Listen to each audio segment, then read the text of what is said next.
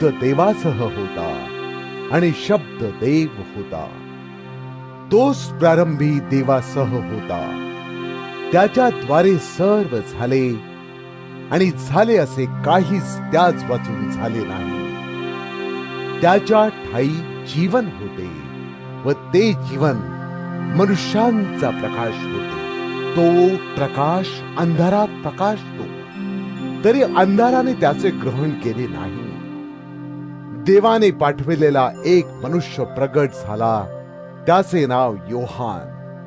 तो साक्षी करिता म्हणजे त्या प्रकाशाविषयी साक्ष देण्याकरिता आला, यासाठी की त्याच्याद्वारे सर्वांनी विश्वास धरावा. तो हा प्रकाश नव्हता, तर त्या प्रकाशाविषयी साक्ष देण्याकरिता आलेला होता.